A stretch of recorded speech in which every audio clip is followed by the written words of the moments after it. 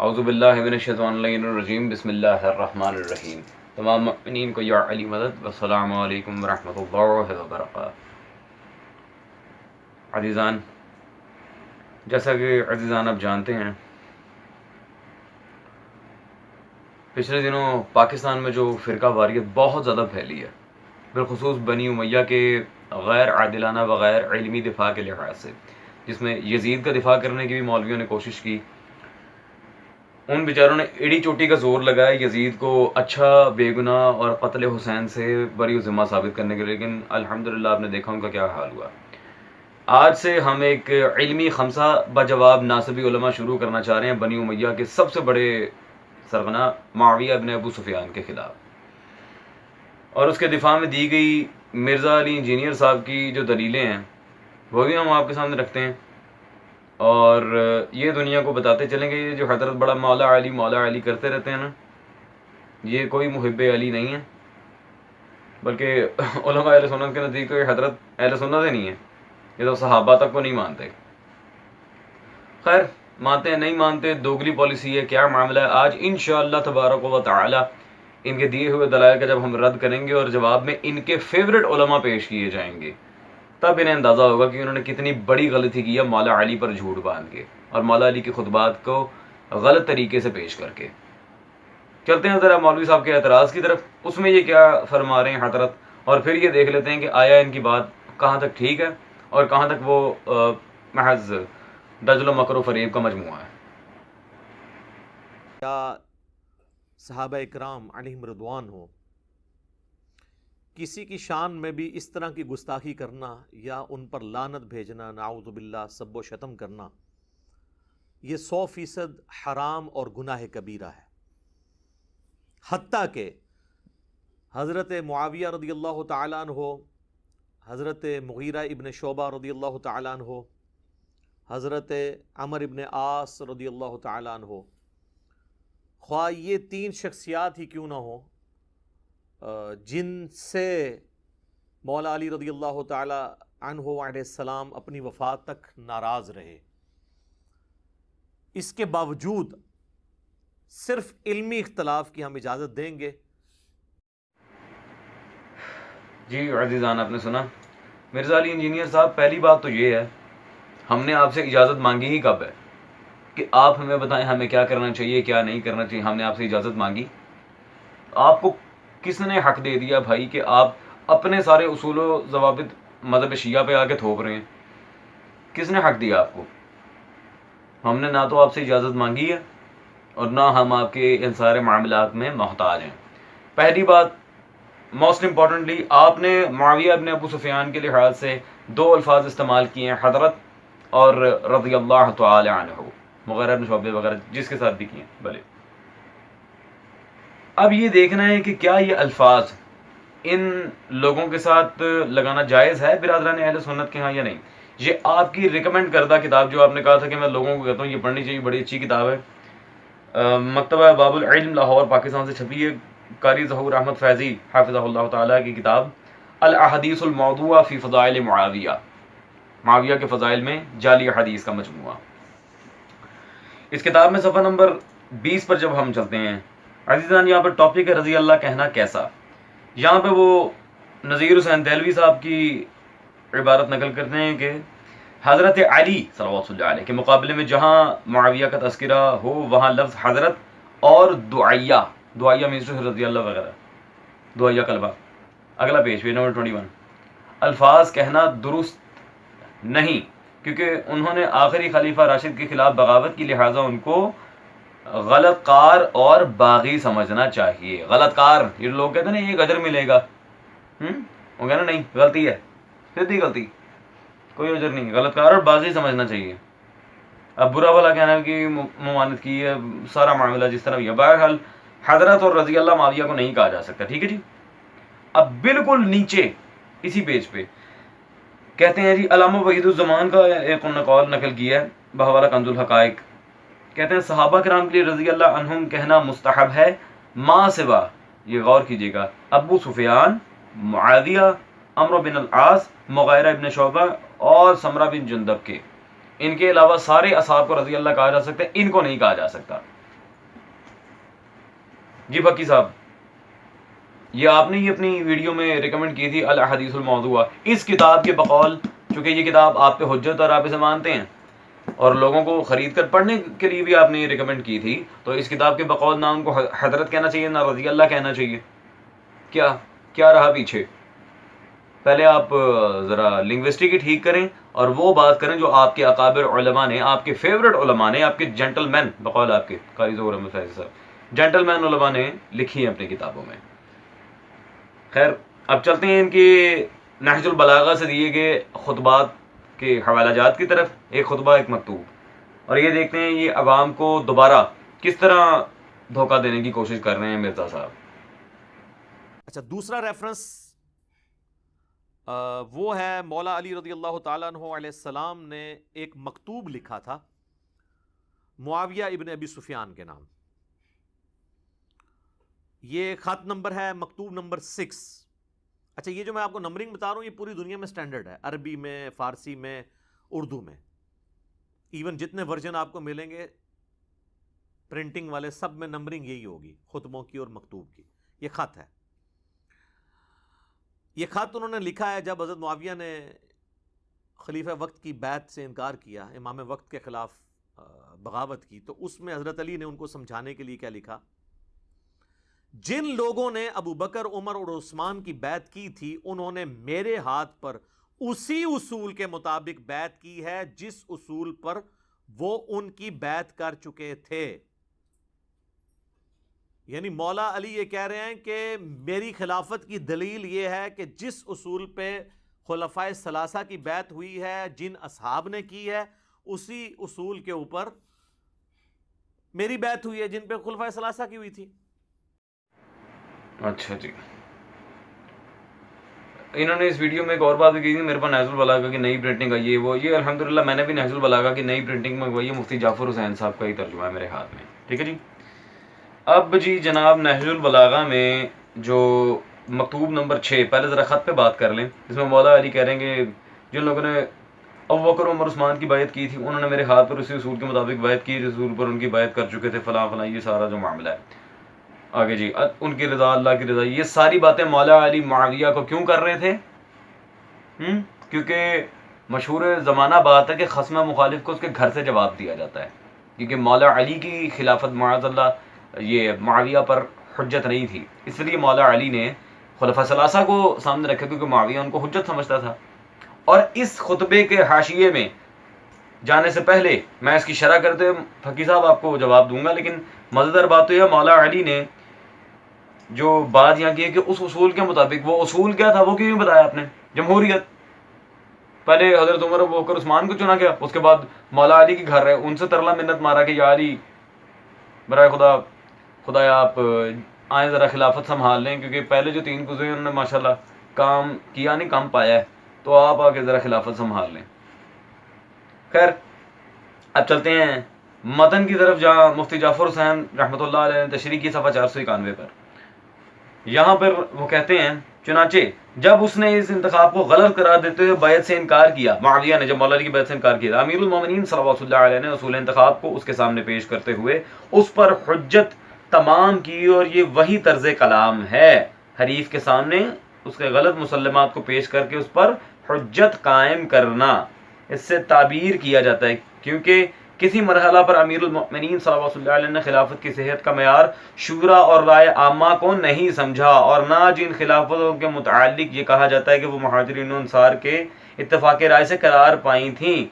ٹھیک ہے جی، آپ اس رائے عامہ کو سند و حجت سمجھتے ہوئے ان کو صحیح درست سمجھتے تھے، مگر آپ کا دور اول ہی میں بیعت سے انکار کر دینا جس سے کسی کو انکار نہیں ہو سکتا، اس کی دلیل یہ ہے کہ آپ ان ساختہ اصولوں کو خلافت کا معیار نہیں سمجھتے تھے. معاویہ کو صرف مولا علی نے اس کے گھر کا حوالہ دیا تھا کہ چل میری بات تو نہیں مانتا، میری بیعت سے انکار کر رہا ہے، تو اپنے ہی اکابرین کو مان لے جنہوں نے تجھے گورنمنٹ پوسٹ دی تھی. تو بچہ نا حضرت عمر نے معاویہ کو گورنمنٹ عہدہ دیا تھا، تو اس پہ پیچھے رہ کیا گیا؟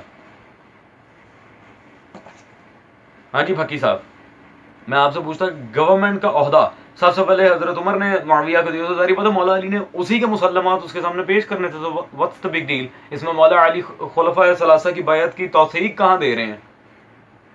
اللہ اکبر. اور ویسے بھی شرح سے بات واضح ہو گئی ہے بالکل کہ مولا علی کیا کرنا چاہ رہے تھے اور کیا نہیں. ٹھیک ہے جی. آدھا حصہ پڑھ کے آدھی عبارت چھوڑنا مرزا صاحب یہ آپ کی پرانی عادت ہے. اب ہم یہ دیکھتے ہیں کہ آپ کے فیورٹ علماء میں سے ایک، انہوں نے خلافت کے بارے میں کیا بات کی ہے، اور یہ دیکھ لیتے ہیں کہ آیا یہ خلافت قابل تسلیم امر کہاں تک رہا. جی یہ میرے خیال میں ڈاکٹر اسرار صاحب کی کتاب ہے جی، شیعہ سنی مفاہمت کی ضرورت و اہمیت. ڈاکٹر اسرار، آپ کے بڑے پیارے اسرار احمد صاحب، صفحہ نمبر 51 پہ انہوں نے ایک عبارت لکھی ہے بعد رسول خدا صلی اللہ علیہ وسلم حکومت کے لیے. کہتے ہیں حضرت پیغمبر اکرم صلی اللہ علیہ وآلہ وسلم کے زمانے کے بعد ایسی حکومتیں آئیں جن پر کچھ طبقات کا اتفاق اور کچھ کا اختلاف تھا. کچھ کا اتفاق اور کچھ کا اختلاف تھا. آپ تو کہتے ہیں صحابہ کے اجماع سے منعقد ہوئی تھی حضرت ابو بکر کی بیعت، یہ اجماع ہے، بعض یہ اختلاف کر کے بیٹھے ہیں. اب عزیزان یہ جملہ آپ نے دیکھ لیا، کچھ کا اتفاق کچھ کا اختلاف تھا، مختلفاً فی، یہ خلافت اختلافی تھی جس میں اختلاف آ گیا تھا. عزیزان برادران اہل سنت کے یہاں جو امیر المؤمنین فی علم الرجال ہیں حافظ الذہبی، انہوں نے اختلاف کے بارے میں جہاں اختلاف آ جائے، لفظ اختلاف پہ انہوں نے جہاں زور دیا ہے، ان الفاظ کو کس طرح انہوں نے اپنی مشہور زمانہ کتاب اسماء الرجال میزان الاعتدال میں نقل کی ہے، میں آپ کو بتاتا ہوں. یہ جی حافظ ذہبی کی مطبوعہ مکتبہ رحمانیہ میزان الاعتدال. فقی صاحب ذرا غور کیجیے گا، آپ بھی انہیں امام مانتے ہیں. جلد نمبر اول صفحہ نمبر 42 پر ذرا غور کیجیے. کہتے ہیں جرح کے بارے میں یہ الفاظ استعمال کیے جاتے ہیں، جرح یعنی کہ جہاں کنڈیم کرنا ہو کسی چیز کو. نیچے کہتے ہیں اس کے بارے میں اختلاف کیا گیا ہے. الحمدللہ یہ معاملہ جہاں آ جائے کہ اختلاف ہوا وہ الفاظ جرح میں سے ہوتے ہیں. جی فقی صاحب، مولا علی کی خلافت جہاں منوانے کی ناکام کوشش کر رہے ہیں، الحمدللہ آپ کے اپنے اکابرین اسے ڈینائی کر رہے ہیں، اختلافی تھی. اور ذہبی کہتے ہیں اختلاف آنے کا مطلب ہے سیدھی سیدھی جرح، یعنی کہ انہوں نے حضرت ابو بکر کی خلافت پہ جرح کر دی بعد رسول خدا جو حکومتیں ہیں سیدھی. اب آپ نے چونکہ مولا علی کا خط پیش کیا تھا، آئیں حضرت ابو بکر کے مکتوبات کا جو مجموعہ میرے پاس ہے اس سے میں آپ کو کچھ پیش کرتا ہوں. حضرت ابو بکر سے پوچھ لیتے ہیں خلافت کتنی اوتھینٹک تھی. یہ میرے پاس موجود ہے جی خورشید احمد فارغ دہلوی صاحب کی حضرت ابو بکر کے سرکاری خطوط، کتاب آپ اسکرین پر دیکھ رہے ہیں، اس کا پہلی بار حوالہ دے رہا ہوں آج میں ویڈیوز میں. حضرت ابو بکر کے سرکاری خطوط، اس کتاب میں بالکل سٹارٹ پہ صفحہ نمبر 12 پر جو ٹاپک ہے بعد خلافت خطبہ، حضرت ابو بکر کا پہلا خطبہ کیا تھا جی؟ خلیفہ بننے کے بعد حضرت ابو بکر نے مہاجرین و انصار کے سامنے ایک مختصر تقریر میں کہا، مجھے میری منشا کے خلاف خلیفہ بنا دیا گیا، بخدا میری خواہش تھی کہ آپ میں سے کوئی اور یہ ذمہ داری سنبھال لیتا. چلو جی سبحان اللہ، آپ میں سے کوئی اور یہ ذمہ داری سنبھالتا، مجھے میری منشا کے خلاف خلیفہ بنایا، جسے پنجابی میں کہا جائے تو تکا سٹارٹ. جی فقی صاحب، کون سی خلافت کی اوتھینٹسٹی اور کون سی خلافت کا اصول آپ مولا علی پہ چشمہ کرنے کی کوشش کر رہے ہیں؟ ذرا شرم کریں. آپ کیا کہہ رہے ہیں، آپ کے اکابرین کیا لکھ رہے ہیں؟ لیو اٹ آف، فالتو ڈیٹیلز اور ذاتیات پہ ہم نہیں جاتے. آگے چلتے ہیں جی، اور یہ دیکھتے ہیں کہ معاویہ کے بے عین ہی دفاع پر، کیونکہ خط معاویہ کو لکھا گیا تھا اس لیے مجھے خلافت ثلاثہ پہ بحث کرنا پڑی. معاویہ کے دفاع پہ انہوں نے آخری دلیل کیا دی تھی، ذرا وہ دیکھ لیتے ہیں. ریفرنسز دوں گا. پہلا ریفرنس جو ہے وہ نہج البلاغہ سے خطبہ نمبر ہے 204 مولا علی کا، اور یہ مفتی جعفر حسین صاحب رحمہ اللہ تعالیٰ فوت ہو چکے ہیں، ان کا یہ ترجمہ ہے. شیعہ کے ایک اتھینٹک علماء میں سے ایک بڑی پرسنالٹی تھے. تو آپ دیکھیں اس خطبے کا عنوان کیا ہے، وَقَدْ سَمِعَ قَوْمًا مِّنْ أَصْحَابِهِ يَسُبُّونَ أَهْلَ الشَّامِ ایام حربہم بصفین. اور جب مولا علی علیہ السلام نے اپنے ساتھیوں کو سنا کہ وہ جنگ کے دوران اہل شام یعنی حضرت معاویہ رضی اللہ تعالیٰ عنہ کی پارٹی پر سب و شتم کر رہے تھے جنگ کے دنوں میں جب آپ نے تلوار اٹھا لی تو باقی چیزیں تو چھوٹی ہوگی، لیکن اخلاقیات سے نہیں کسی کو گرنا چاہیے۔ تو اس پہ پھر مولا علی کا خطبہ ہے، میں تمہارے لیے اس چیز کو پسند نہیں کرتا کہ تم گالیاں دینے لگو۔ اچھا جی، دوبارہ چلتے ہیں عزیزان نہج البلاغہ کی عبارت کی طرف، اور مولوی صاحب کا دجل و فریب بھی آپ کے سامنے واضح کرتے ہیں۔ یہ جی نہج البلاغہ، خطبہ نمبر 204، صفحہ نمبر 437 میرے پاس، خطبہ 204 ہے۔ ٹاپک کیا ہے جی؟ وقت سمع قوم من اصحاب یسبون اہل الشام ایام حربہم بالصفین، صفین کے موقع پہ جب مولا علی نے کہا کہ ان کے اوان و انصار اہل شام کو گالیاں دے رہے ہیں، مولا فرماتے ہیں انی اکرہ لکم، میں اس بات کو ناپسند کرتا ہوں، آئی ڈس لائک اٹ۔ کیا ناپسند فرمایا؟ گالیاں دینا، رقیق الفاظ استعمال کرنا۔ کیوں؟ پہلی وجہ مولا علی پہل نہیں کرنا چاہتے تھے، دوسری وجہ مولا علی کبھی بھی فتنہ انگیزی پسند نہیں کرتے تھے، تیسری اور آخری وجہ، بلکہ وہ وجہ نہیں، اب ایک میری طرف سے پھکی لے لیں آپ، اس میں معاویہ کا نام کہاں ہے؟ اہل شام میں صرف معاویہ ہی آتا ہے، باقی کہاں گئے؟ بھائی معاویہ کا نام کیا ہے؟ انی اکرہ لکم، میں اس بات کو ناپسند کروں تم گالیاں دو، یہ نہیں کہ معاویہ کو تان و تشنیع کرنا مجھے ناپسند ہے۔ فقی صاحب میں کہتا ہوں اللہ کے بندے، خیانت کی بھی ایک انتہا ہوتی ہے، آپ اس کو بھی پار کر گئے ہیں۔ چلو یہ تو واضح نہیں ہے، نہج البلاغہ میں معاویہ کا نام نہ ہونے کی وجہ سے یہ عبارت واضح نہیں ہے، وہ آپ کا ذاتی ایک آپ پرنٹ آؤٹ نکالنا چاہ رہے ہیں، وہ ہم آپ کو نکالنے نہیں دیں گے۔ کیوں؟ آئیں چلتے ہیں نہج البلاغہ سے بھی پہلے، یہ تو سرکار رضی نے لکھی تھی، اس سے پہلے آپ کے جو امام گزرے ہیں، امام طبری، انہوں نے مولا علی کا کیا یا معاملہ لکھا ہے، اور یہ مولا علی نے جو فرمایا تھا انی اکرہ لکم، یہ جنگ صفین شروع ہونے سے پہلے فرمایا تھا۔ بعد از جنگ صفین جب معاویہ نے سیاست چلی، تحکیم کی ڈرامے بازی ہوئی، مولا علی کو معزول کر دیا گیا، پھر مولا علی نے کیا کیا؟ ذرا چلتے ہیں۔ یہ میرے خیال میں نفیس اکیڈمی سے بھی آپ کی تاریخ طبری، آپ کے امام طبری صاحب کی، جلد نمبر 3،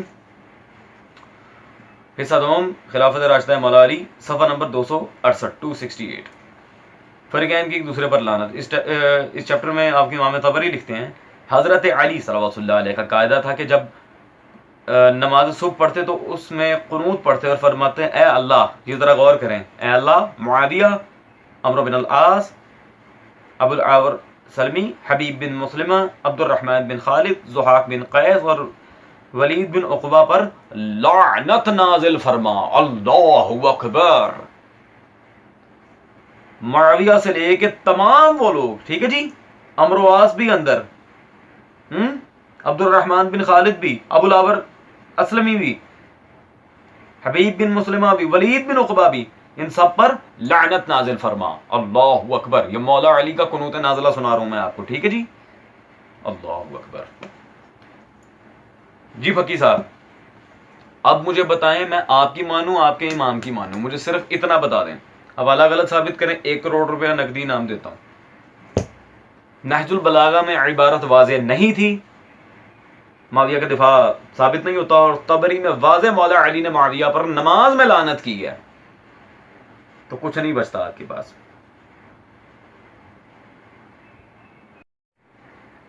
عزیزان جاتے رہتے میں آپ کو ایک بڑی عجیب سی چیز دکھاتا چلوں۔ اب میں جاتے رہتے 2 ایسے حوالے پیش کرنا چاہ رہا ہوں، مرزا انجینئر صاحب چاہیں بھی تو اس کا انکار نہیں کر سکتے۔ وہ کیسے؟ Let me show you something۔ یہ جی میرے ہاتھ میں کتاب موجود ہے، بلکہ کتاب نہیں، ریسرچ پیپر، واقعہ کربلا کا حقیقی پس منظر 72 صحیح الاسناد حدیث کی روشنی میں، مرزا انجینئر صاحب کا اپنا یہ ریسرچ پیپر جنہوں نے خود لکھا ہے۔ اس میں عزیزان صفحہ نمبر 14 پر انجینئر صاحب احمد بن حنبل کا قول نقل کر رہے ہیں، یہاں پر کیا کہتے ہیں جی؟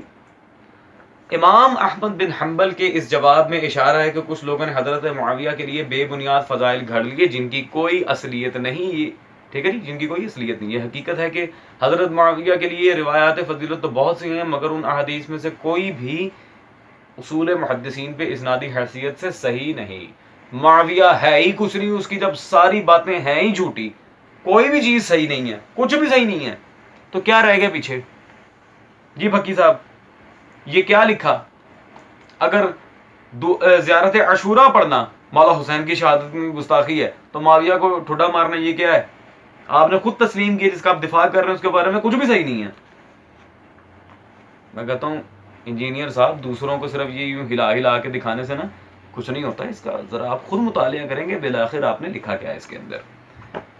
اب موسٹ امپورٹنٹ آخری حوالہ اور اس کے بعد اجازت، کیا ان سارے معاملات کے بعد، انہوں نے کہا تھا مولا علی ناراض ہیں، پھر بھی انہوں نے رضی اللہ کہنا چاہیے، استغفر اللہ، بکواس۔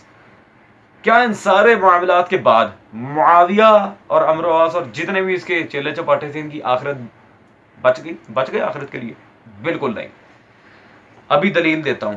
آپ جنہیں محبت اہل بیت کا سب سے بڑا فوجی کہتے ہیں اور روئے عرض پہ جنہیں آپ اپنا امام مانتے ہیں، مفتی اسحاق صاحب، یہ آپ کے مفتی اسحاق صاحب کی سلطان العلماء اکیڈمی سے چھپی میرے ہاتھ میں کتاب موجود ہے، فیصل آباد سے، مقصد حسین، مفتی اسحاق صاحب کی، ٹھیک ہے جی۔ اس کتاب میں فقی صاحب یہ آپ کے سب سے بڑے اور سب سے فیوریٹ عالم ہیں، مقصد حسین کے رائٹر مفتی اسحاق واپی، صفحہ نمبر 220 پر انہوں نے بڑی خوبصورت بات لکھی ہے۔ کیا لکھتے ہیں؟ علامہ ابی مالکی اپنی شرح مسلم میں جلد 1 صفحہ 228 پر اس حدیث کے تحت محدث بیاسی کا قول لکھتے ہیں، عمرو بن عاص نے کہا کہ ہم نے معاویہ کی دنیا بنانے کی خاطر اپنی آخرت خراب کر لی۔ اللہ اکبر۔ ہم نے، میں نے نہیں، ہم نے، معاویہ اور عمرو العاص دونوں، خود معاویہ کا سب سے کلوز اور سب سے چہیتا کمانڈر عمرو العاص، وہ کیا کہہ رہا ہے؟ معاویہ کے لیے، اس کی دنیا بسانے کے لیے ہم نے اپنی آخرت خراب کر لی۔ اللہ حافظ جی۔ جی فقی صاحب، جاتے جاتے صرف ایک ہی بات پوچھوں گا جو ہر بار پوچھ کے جاتا ہوں، میں آپ کی مانوں، آپ کے اکابرین کی مانوں، میں کس کی مانوں؟ مجھے جواب کا انتظار رہے گا۔ اللہ حافظ۔